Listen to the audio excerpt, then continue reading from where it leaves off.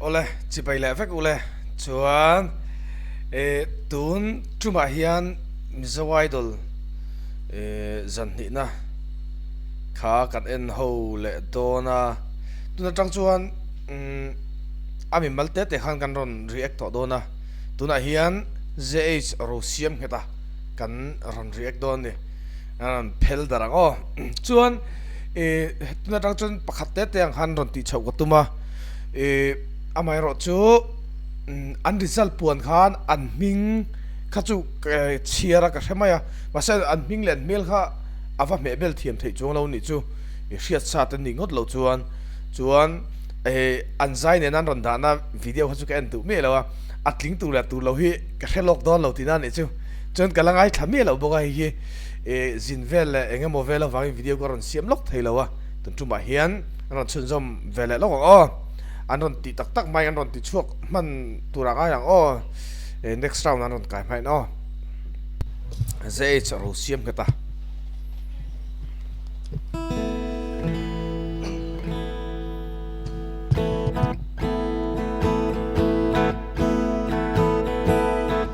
in run sang lo kai ve o ton thar di leng her mo lung chim ten min lo pom nang se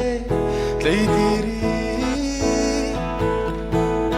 mangai thu shil du ni run mun len zai re lang o min shil ro I don lung ru ka kia nga nge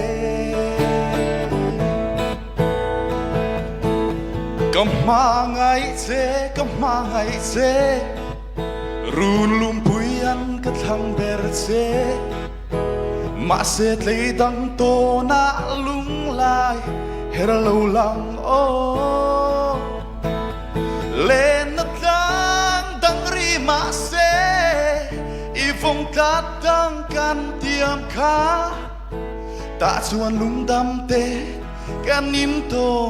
le don ya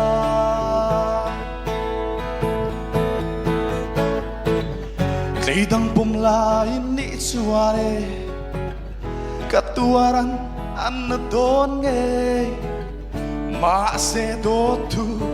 min lan karing lo ve ngai ngam te I chuni kalau ciar tange oh kemangai se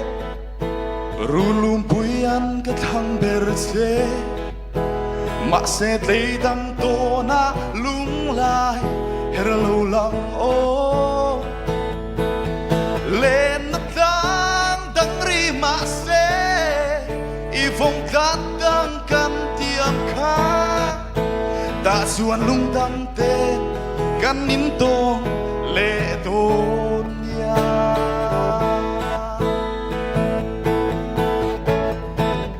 Leidang pom lain ni suare Katuaran an don nge Ma se do tu min lan karing lo ve Ngai ngam te I chuni kalau ciar tange Ngai ngam te I chuni kalau ciar tange Kalau be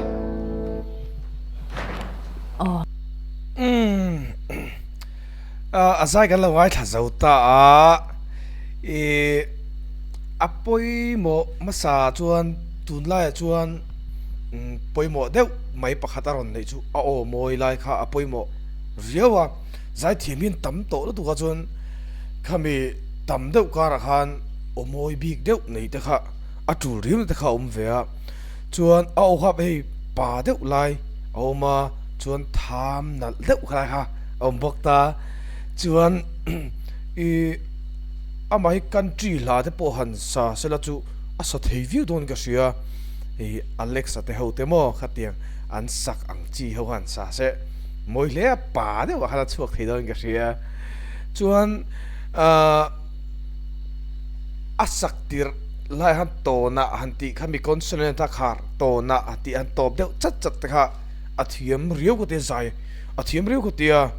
chuan a musician hi hetiang la hi hlaper har ang reng deunia avai hi avai thiam khup maya chuan voi khat ka chu ron lak sualek ron lak mat lek kha neya khami aron lak mat lek kha claimina thuk fan pha alam ma saber asilable ma saber kha